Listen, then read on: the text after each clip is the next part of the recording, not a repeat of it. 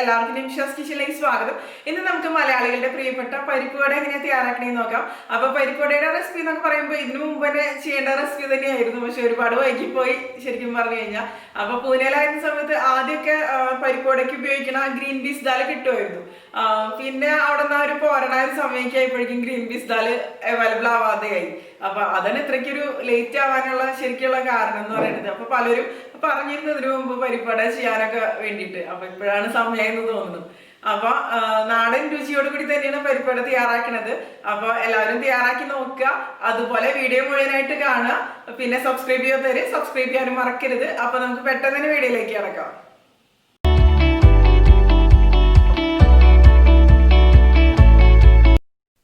അപ്പോൾ നമുക്ക് നല്ല തനി നാടൻ രുചിയോട് കൂടിയ പരിപ്പ് വട തയ്യാറാക്കാൻ വേണ്ടിയിട്ട് തുടങ്ങാം. അതിന് വേണ്ടിയിട്ട് ഞാനിവിടെ 1 കപ്പ് ഗ്രീൻ പീസ് ദാലാണ് എടുത്തിരിക്കുന്നത്. പരിപ്പ് വടയുടെ റെസിപ്പി നല്ല പെർഫെക്റ്റ് ആയിട്ട് ആ ഒരു പഴയ ചായക്കട സ്റ്റൈലിലൊക്കെയുള്ള ആ ഒരു ടേസ്റ്റിൽ വരണമെന്നുണ്ടെങ്കിൽ ഗ്രീൻ പീസ് ദാൽ തന്നെ എടുക്കുക.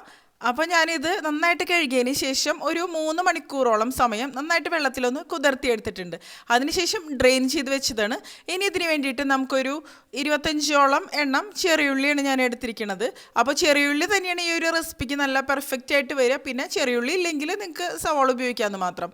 പിന്നെ ഒരു 5 പച്ചമുളക്, അതുപോലെ 5 വറ്റൽമുളക്, അതായത് ഉണക്കമുളക്, പിന്നെ നല്ല ഫ്രഷ് ആയിട്ടുള്ള കറിവേപ്പില കുറച്ച് എടുത്തിട്ടുണ്ട്. ഒരു മീഡിയം സൈസിലുള്ള ഇഞ്ചി എടുത്തിട്ടുണ്ട്. ഇനി ഇത് എല്ലാം കൂടി നമുക്ക് നല്ല ചെറുതായിട്ടൊന്ന് മുറിച്ചെടുക്കണം. അപ്പോൾ ഒരിക്കലും നിങ്ങളിത് മിക്സിയിലിട്ട് അരച്ചെടുക്കരുത്, അപ്പോൾ നന്നായിട്ട് വരില്ല. ഈ ഉള്ളിയുടെ ഉള്ളിൽ നിന്നൊക്കെ വെള്ളം ഒരുപാട് പുറത്തോട്ട് വരും. അപ്പോൾ ഞാനിപ്പോൾ എന്താ ചെയ്തതെന്ന് വെച്ചാൽ ഒരു വെജിറ്റബിൾ ചോപ്പറിലിട്ടിട്ട് ഇതെല്ലാം കൂടി ഒന്ന് ചോപ്പ് ചെയ്തെടുക്കുകയാണ് ചെയ്തത്. അപ്പോൾ കറക്റ്റായിട്ട് തന്നെ വന്നിട്ടുണ്ട് ഈ ഒരു രീതിയിൽ തന്നെ. അപ്പോൾ എല്ലാം നമുക്കൊരു പ്ലേറ്റിലേക്ക് ഇട്ട് കൊടുക്കാം. പിന്നെ ഇതിലേക്ക് ചേർക്കണ പച്ചമുളകിൻ്റെയും അതുപോലെ ഉണക്കമുളകിൻ്റെയൊക്കെ അളവ് നമ്മുടെ ടേസ്റ്റിനനുസരിച്ച് കൂട്ടിയോ കുറച്ചൊക്കെ ചേർക്കാട്ടോ. പിന്നെ പരിപ്പൊടിയൊക്കെ ആകുമ്പോൾ അത്യാവശ്യം എരിവുണ്ടായാൽ തന്നെയാണ് നല്ല ടേസ്റ്റി ആയിട്ട് തന്നെ വരുള്ളൂ. പിന്നെ ഞാനിതിലേക്ക് കുറച്ച് മുളക് പൊടിയും കൂടിയും അവസാനം ചേർത്ത് കൊടുക്കുന്നുണ്ട്, ഒരു ചെറിയൊരു കളറിന് വേണ്ടിയിട്ടും കൂടി.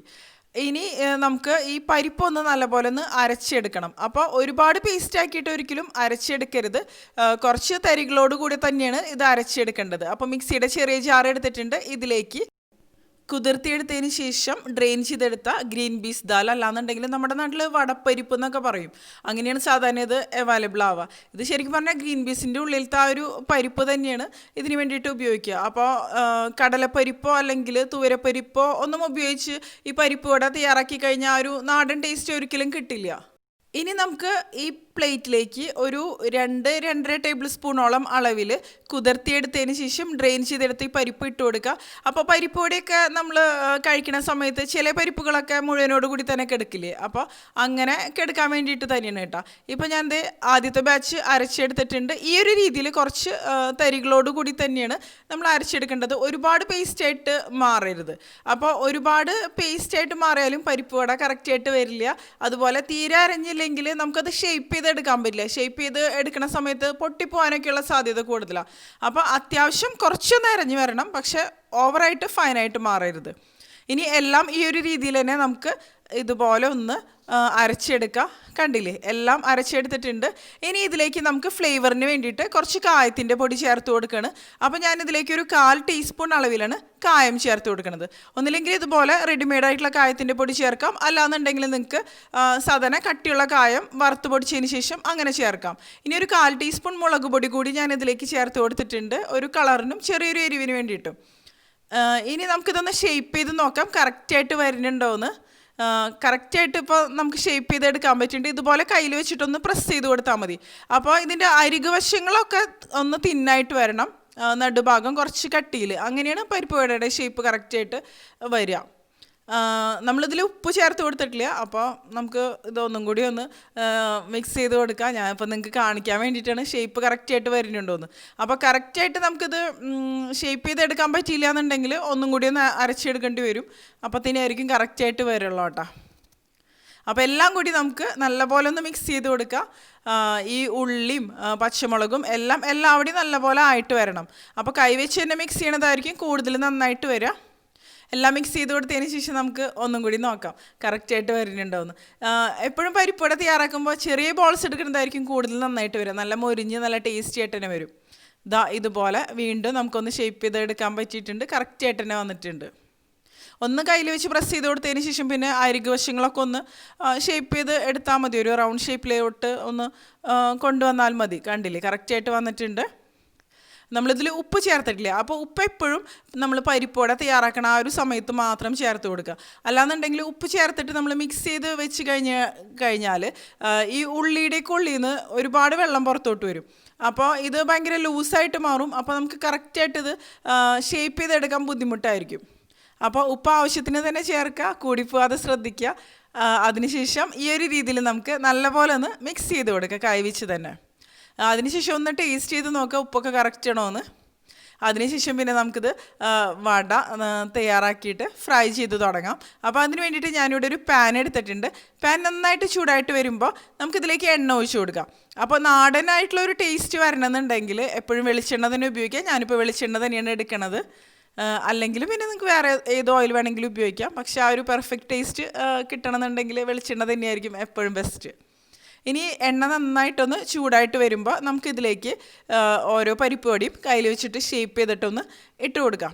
അപ്പോൾ നേരത്തെ ഇട്ട് കൊടുക്കേണ്ട ആവശ്യമൊന്നുമില്ല. ഞാനിവിടെ ഒരു കുറച്ചിട്ടിട്ടൊന്ന് ഇട്ട് കൊടുക്കുകയാണ്. എണ്ണ കറക്റ്റായിട്ട് ചൂടായിട്ടുണ്ടോ എന്ന് അറിയാൻ വേണ്ടിയിട്ടാണ്. എണ്ണ കറക്റ്റായിട്ട് ചൂടായിട്ട് വന്നിട്ടുണ്ട്. അപ്പോൾ എണ്ണ ചൂടാവുന്നതിന് മുമ്പ് നമ്മൾ എന്ത് ഐറ്റംസ് ഇതുപോലെ ഫ്രൈ ചെയ്യാൻ വേണ്ടിയിട്ട് ഇട്ട് കൊടുക്കണമെന്നുണ്ടെങ്കിലും എണ്ണ ഒരുപാട് അബ്സോർബ് ആവും. അതിനുശേഷം ഇതുപോലെ ചെറിയൊരു ഉരുളി എടുക്കുക. അതിനുശേഷം നമുക്ക് കയ്യിൽ വെച്ചിട്ടൊന്ന് പരത്തിയിട്ട് ഇതിൽ ഇട്ട് കൊടുക്കുക. ഈ ഒരു രീതിയിൽ പരിപ്പൊടിയൊന്നും പിന്നെ ഷേപ്പ് ചെയ്തെടുക്കാനൊന്നും വലിയ ബുദ്ധിമുട്ടൊന്നുമില്ല. ഈസി ആയിട്ട് നമുക്ക് ഷേപ്പ് ചെയ്തെടുക്കാൻ പറ്റും. കണ്ടില്ലേ, കറക്റ്റായിട്ട് വരുന്നുണ്ട്, പൊട്ടിപ്പോണമൊന്നുമില്ല. ഇനി ഇത് നമുക്ക് എണ്ണയിലേക്ക് ഇട്ട് കൊടുക്കുക. ഈ ഒരു രീതിയിൽ നമുക്ക് എല്ലാം ഇട്ട് കൊടുക്കുക. അപ്പോൾ ഇട്ട് കൊടുക്കുന്ന സമയത്ത് ഞാനിത് ഹൈ ഫ്ലെയിമിലാണ് വെച്ച് കൊടുക്കണത്. അതിനുശേഷം പിന്നെ എല്ലാം ഇട്ട് കൊടുത്തതിന് ശേഷം ഞാനിതൊരു മീഡിയം ഫ്ലെയിമിൽ വെച്ചിട്ടാണ് വറുത്തെടുക്കണത്. അപ്പോൾ പരിപ്പോട ആയതുകൊണ്ട് തന്നെ അല്ലാന്നുണ്ടെങ്കിൽ ഉൾഭാഗം കറക്റ്റായിട്ട് കുക്കായിട്ട് വരില്ല. അപ്പോൾ മീഡിയം ഫ്ലെയിമിൽ വെച്ചിട്ട് തന്നെ എപ്പോഴും തിരിച്ചു മറിച്ചിട്ടിട്ട്, അതായത് 3-4 പ്രാവശ്യം തിരിച്ചു മറിച്ചിട്ടിട്ട് തന്നെ നമ്മൾ ഫ്രൈ ചെയ്തെടുക്കണം. ഒരു ഭാഗം ഒന്ന് അത്യാവശ്യം ഒന്ന് കുക്കായിട്ട് വരുമ്പോൾ, അതായത് ഫ്രൈ ആയിട്ട് വരുമ്പോൾ തിരിച്ചിട്ട് കൊടുക്കുക. അപ്പോൾ കയ്യിൽ വെച്ച് ഞാൻ ഷേപ്പ് ചെയ്തെടുക്കുന്ന സമയത്ത് കയ്യിൽ ഞാൻ കുറച്ച് ഓയിലൊന്ന് സ്പ്രെഡ് ചെയ്ത് കൊടുത്തിട്ടുണ്ടായിരുന്നു. ഇത് കയ്യിൽ ഒട്ടിപ്പിടിക്കാതിരിക്കാൻ വേണ്ടിയിട്ടാണ്.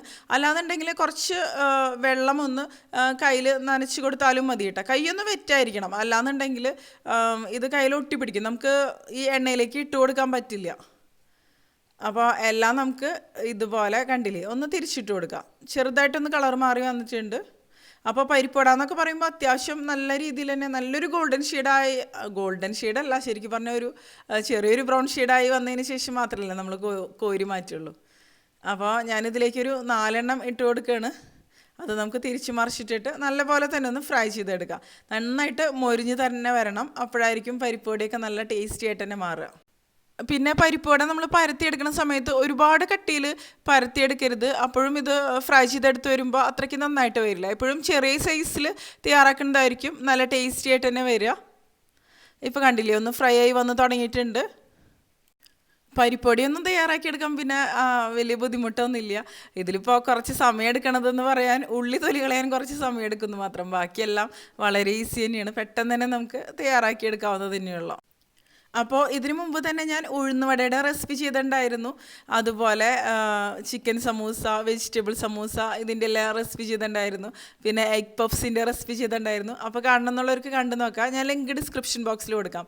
ഇപ്പോൾ നമ്മുടെ പരിപ്പുവട നന്നായിട്ട് തന്നെ മൊരിഞ്ഞ് വന്നിട്ടുണ്ട്. ഇനി ഇതൊരു സ്ട്രെയിനറിലേക്ക് ഇട്ട് കൊടുക്കുക. സ്ട്രെയിനറിലേക്ക് ഇട്ട് കൊടുത്തിട്ട് ഒന്ന് ഓയിലൊക്കെ ഒന്ന് പോയതിന് ശേഷം പിന്നെ നമുക്കതൊരു കിച്ചൺ ഡിഷിലേക്ക് ഇട്ട് കൊടുക്കാം.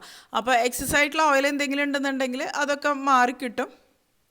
അപ്പോൾ അതിനുശേഷം നമുക്കിത് ചൂടോടുകൂടി തന്നെ കഴിക്കാം. ചൂടോടുകൂടി കഴിക്കാൻ ഇഷ്ടമാണെന്നുണ്ടെങ്കിൽ ഇനി ബാക്കിയുള്ള പരിപ്പുവടയും ഈ ഒരു രീതിയിൽ തന്നെ നമുക്ക് ഒന്ന് ഷേപ്പ് ചെയ്തെടുത്തിട്ട് എണ്ണയിലിട്ടിട്ട് നന്നായിട്ട് തന്നെ ഒന്ന് ഫ്രൈ ചെയ്തെടുക്കാം. അപ്പോൾ പരിപ്പുവട എന്നൊക്കെ പറയുമ്പോൾ ശരിക്കും പറഞ്ഞൊരു പഴയകാല സ്നാക്ക് തന്നെയല്ലേ. പഴയകാല ഓർമ്മകളൊക്കെ ഉണർത്തണ ശരിക്കും പറഞ്ഞൊരു നൊസ്റ്റാൾജിക് സ്നാക്ക് എന്നൊക്കെ തന്നെ വേണമെന്നുണ്ടെങ്കിൽ പറയാം. പക്ഷേ ഇപ്പോഴും പരിപ്പുവട ഇഷ്ടപ്പെടുന്ന ഒരുപാട് ആൾക്കാരുണ്ട്. ഇത് നമുക്കൊരു മീഡിയം ഫ്ലെയിമിൽ വെച്ചിട്ട് തന്നെ തിരിച്ചു മറിച്ചിട്ടിട്ട് ഫ്രൈ ചെയ്തെടുക്കുക. പിന്നെ ഞാനിത് കോരിയെടുക്കണ ആ ഒരു സമയത്ത് ഹൈ ഫ്ലെയിമിലാണ് വെച്ച് കൊടുത്തിരിക്കുന്നത്. അപ്പോൾ എക്സസ് ആയിട്ടുള്ള ഓയിലൊക്കെ ഒന്ന് മാറിക്കിട്ടും. ഇപ്പോൾ ഫസ്റ്റ് ബാച്ച് നമ്മൾ ഫ്രൈ ചെയ്തെടുത്തതാണ്. ഇത് കറക്റ്റായിട്ട് തന്നെ നന്നായിട്ട് മൊരിഞ്ഞ് വന്നിട്ടുണ്ട്. കണ്ടില്ലേ, നല്ല ക്രിസ്പി ആയിട്ട് തന്നെ വന്നിട്ടുണ്ട്. അപ്പോൾ പരിപ്പ് വടയുടെ റെസിപ്പി ചോദിച്ചവരൊക്കെ ഹാപ്പി ആയിട്ടുണ്ടാവുമെന്ന് വിചാരിക്കണം. അപ്പോൾ ഇവിടെ കിട്ടിയില്ലെങ്കിലോ എന്ന് വിചാരിച്ചിട്ട് ഞാൻ ഈ പ്രാവശ്യം നാട്ടിൽ പോയപ്പോൾ നാട്ടിൽ നിന്ന് കൊണ്ടുവന്നതായിരുന്നു ഈ ഒരു ഗ്രീൻ പീസ് ദാൽ. അപ്പോൾ എന്തായാലും അങ്ങനെ തയ്യാറാക്കി അടിപൊളിയായിട്ട് തന്നെ വന്നു. ഇപ്പോൾ നമ്മുടെ അടുത്ത ബാച്ച് പരിപ്പോടിയും നല്ല അടിപൊളിയായിട്ട് തന്നെ ഫ്രൈ ആയിട്ട് വന്നിട്ടുണ്ട്. ഇത് നമുക്ക് കോരി മാറ്റാം. അപ്പോൾ ഞാൻ നേരത്തെ പറഞ്ഞ പോലെ കോരി എടുക്കുന്നതിന് മുമ്പ് കുറച്ച് സമയം ഞാനൊന്ന് ഹൈ ഫ്ലെയിമിൽ വെച്ച് കൊടുക്കുകയാണ്. പക്ഷെ കരിഞ്ഞു പോരുത്, അത് പ്രത്യേകം ശ്രദ്ധിക്കുക. അപ്പോൾ ഞാൻ ആദ്യമായിട്ട് പരിപ്പ് വട ട്രൈ ചെയ്യണത് മാരേജ് കഴിഞ്ഞ ആ ഒരു സമയത്ത് ഗുർഗോണിൽ താമസിക്കുന്ന സമയത്തായിരുന്നു, ഡൽഹി ഹരിയാന ബോർഡറിൽ. അപ്പോൾ അവിടെ നമ്മുടെ ഇങ്ങനത്തെ സ്നാക്സ് അങ്ങനത്തെ കാര്യങ്ങളൊന്നും കിട്ടുമൊന്നുമില്ല. അപ്പോൾ ഗ്രീൻ പീസ് ദാൽ അങ്ങനത്തെ സംഭവങ്ങളൊന്നും നമുക്ക് അവിടെ അവൈലബിൾ ആയിരുന്നില്ല. ഞാൻ മറ്റേ ചന ദാൽ ഉണ്ടല്ലോ, അതായത് കടലപ്പരിപ്പ്, അത് ഉപയോഗിച്ചിട്ട് തന്നെയായിരുന്നു ട്രൈ ചെയ്ത് നോക്കിയിരുന്നത്. പക്ഷേ ആ ഒരു ടേസ്റ്റോ കാര്യങ്ങളോ ഒന്നും കിട്ടിയിരുന്നില്ല. പക്ഷേ കഴിക്കാനുള്ള ഒരു ആഗ്രഹം കൊണ്ട് ട്രൈ ചെയ്ത് നോക്കിയതായിരുന്നു. പിന്നെ ആ സമയത്ത് എന്നൊക്കെ പറയുമ്പോൾ കുക്കിംഗ് ഒന്നും അങ്ങനെ കാര്യമായിട്ട് അറിയാത്തൊരു സമയമായിരുന്നു. എക്സ്പെരിമെൻറ്റ്സ് ഒക്കെ ചെയ്ത് നോക്കിയിരുന്ന സമയം തന്നെയായിരുന്നു. പിന്നെ കുറേ പ്രാവശ്യം ചെയ്തിട്ടൊക്കെ തന്നെയാണ് പരിപ്പ് വട കറക്റ്റായിട്ട് തന്നെ വന്നത്. ഒരു 10 വർഷം മുമ്പത്തെ കാര്യമായിട്ടാണ് ഞാൻ പറയണത്. അതുപോലെ ഈ ഒരു പരിപ്പ് വടയിലേക്ക് ചിലർ പെരിഞ്ജീരകം ചേർത്ത് കൊടുക്കാറുണ്ട്, അതുപോലെ വെളുത്തുള്ളി ചേർത്ത് കൊടുക്കാറുണ്ട്. പക്ഷെ പെരിഞ്ജീരകവും വെളുത്തുള്ളിയൊക്കെ ചേർത്ത് കൊടുക്കുമ്പോൾ ആ ഒരു നാടൻ പഴയ ടേസ്റ്റിൽ നിന്ന് ഒരുപാട് വ്യത്യാസം വരും. അപ്പോൾ നിങ്ങൾക്ക് താല്പര്യം ഉണ്ടെങ്കിൽ ചേർത്ത് കൊടുക്കാമെന്ന് മാത്രം. ഇപ്പോൾ എല്ലാം ഞാൻ ഫ്രൈ ചെയ്തെടുത്തിട്ടുണ്ട്, കണ്ടില്ലേ, നല്ല അടിപൊളിയായിട്ട് നല്ല ക്രിസ്പി ആയിട്ട് തന്നെ വന്നിട്ടുണ്ട്. നമുക്കിനി ഒന്നും കൂടി ഒന്ന് ടേസ്റ്റ് ചെയ്ത് നോക്കാം. കണ്ടില്ലേ, ഇതിൻ്റെ പുറം ഭാഗം നല്ല ക്രിസ്പി ആയിട്ട് വന്നിട്ടുണ്ട്. ഉൾഭാഗം പക്ഷെ ഒരുപാട് ക്രിസ്പി ഒന്നല്ല, അത്യാവശ്യം സോഫ്റ്റ് ആയിട്ട് തന്നെയാണ് ഇരിക്കുന്നത്. പക്ഷെ കറക്റ്റായിട്ട് കുക്കായിട്ട് വന്നിട്ടുണ്ട്. അപ്പോൾ എല്ലാവരും തയ്യാറാക്കി നോക്കിയതിന് ശേഷം നിങ്ങളുടെ അഭിപ്രായങ്ങളൊക്കെ ഒന്ന് പറയാം. നിങ്ങൾക്ക് ഈ വീഡിയോ ഇഷ്ടപ്പെട്ടു എന്നുണ്ടെങ്കിൽ വീഡിയോ ലൈക്ക് ചെയ്യാനും അതുപോലെ സബ്സ്ക്രൈബ് ചെയ്യാത്തവർ സബ്സ്ക്രൈബ് ചെയ്യാനും നിങ്ങളുടെ കൂട്ടുകാരിലേക്ക് ഒന്ന് ഷെയർ ചെയ്ത് കൊടുക്കാനും അഭിപ്രായങ്ങൾ കമൻറ്റ് ചെയ്യാനും മറന്നു പോരുത്. അപ്പോൾ മറ്റൊരു റെസിപ്പിയായിട്ട് നമുക്ക് വീണ്ടും കാണാം.